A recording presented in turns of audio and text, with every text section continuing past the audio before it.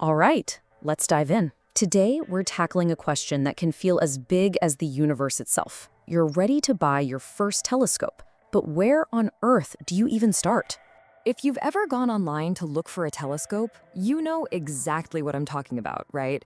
It's just this wall of options. It's so easy to feel completely and totally lost. And hey, you're not crazy for feeling that way. As our source material puts it, the options really are bewildering. But don't you worry. In this explainer, we're going to slice right through all that noise and give you a super clear, simple guide to making a choice you'll be happy with. Okay, first things first. Let's just pull back the curtain on how these things even work.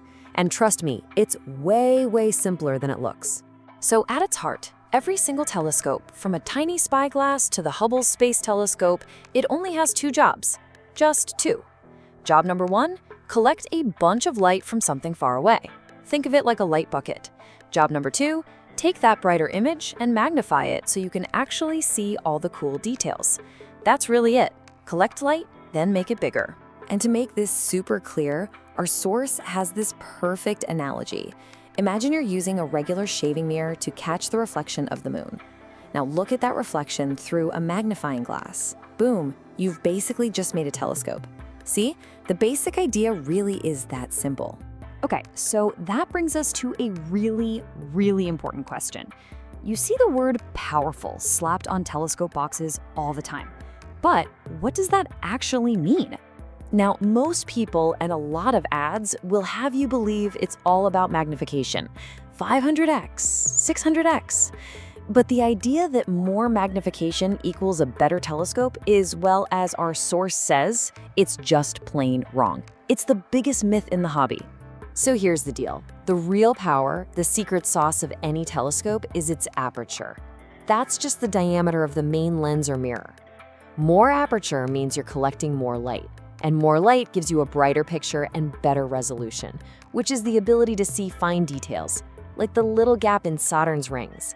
If you just crank up the magnification on a small aperture scope, all you get is a big, dim, wobbly mess. So remember, aperture is king. And just to hammer this point home, our source has this hilarious way of putting it. Advertising massive magnification on a small telescope is, well, it's technically possible, but it's completely useless. It's a classic marketing trap for beginners, and now you know how to step right around it. All right, so we're focusing on aperture, not crazy magnification. Got it. Now, what kind of telescope should you get? Well, they basically come in three main flavors, or families. So you've got your refractors, which use lenses. That's the classic telescope look you're probably picturing. Then there are reflectors, which use mirrors, and these are all about getting the most bang for your buck. And finally, you have Catadioptrics, which are these really cool hybrids that use a combination of both. Let's start with refractors. Their big strength, they deliver these incredibly sharp, high-contrast views. And they're built like tanks, so they're super low maintenance. The catch? Man, they get expensive. As you go up in that all-important aperture size, the price tag and the weight just shoot way, way up. Next up, reflectors. Now these are the kings of value. Because they use mirrors instead of really pricey lenses, you can get a huge aperture for a pretty reasonable price. The trade-off is that they need a little bit of tinkering. You'll have to align the mirrors every now and then. It's called collimation, and it's easier than it sounds. And on some models, the eyepiece can end up in a slightly weird spot. And that brings us to the hybrids, the Catadioptrics.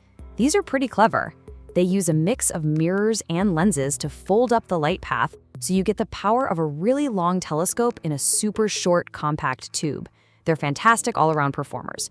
Just be aware, they can be a bit heavy for their size, and they need some extra time to cool down to the night air to give you the sharpest views. Okay, so you've picked out a scope. Awesome. But what are you going to put it on? This is so important, and it's something beginners always forget. The mount. A wobbly, cheap mount will absolutely ruin your night, no matter how amazing your telescope is. It is the unsung hero of the entire setup. You're really only going to see two main types. First is the alt-azimuth, or alt-az. It's dead simple. Up, down, left, right. Super intuitive and totally perfect for beginners. Then you have the equatorial, or EQ mount. This one's a bit more complex. You line it up with the Earth's axis, and then you can track stars across the sky with just one slow motion. It's a must-have for serious photography, but for your first scope, keep it simple. All right, we've got the tech down. Now let's talk about the traps, the common mistakes that pretty much every beginner makes. Avoiding these will save you a ton of frustration, I promise. And here it is, the number one biggest mistake you can make. You get what they call aperture fever, and you buy this gigantic, powerful, complicated telescope. And yeah, it's powerful, but it's such a pain to haul outside and assemble that you just don't. It sits in the closet, gathering dust. Which leads us to what is basically the golden rule of this whole hobby. It is a quote worth remembering. The biggest and best telescope available will show you nothing if you don't use it. It is all about usability. Okay, mistake number 2. Getting starstruck by all the fancy electronics, especially those go-to computer systems. I mean, it sounds amazing, right? A computer that just finds anything in the sky for you? But here's the catch for a beginner. Before it can work, you have to do this whole alignment procedure, and it can be super frustrating. You can burn half your night just trying to get the computer set up. A simple manual scope? You're out and looking at the sky in 2 minutes. Okay, so we've busted the myths, we've pointed out the traps. Let's wrap this all up and give you some simple, clear advice on what you should actually look for. Look, based on our source material, it really boils down to 2 fantastic choices for a first scope. Option A, a nice little refractor, something in the 70 to 100 millimeter range, on a simple Altaz mount. It is the ultimate grab-and-go scope. Option B is a Dobsonian reflector. This is basically a big reflector tube on a Lazy Susan-style base. They call it a light bucket for a reason. It gives you the most aperture for your money, period. It's amazing. So at the end of the day, it's not about finding the biggest, most powerful telescope you can afford. The real question, the one you need to ask yourself, is this: which telescope will I be excited to take outside on a clear night? If you can answer that honestly, you'll find the perfect scope for you. No question about it.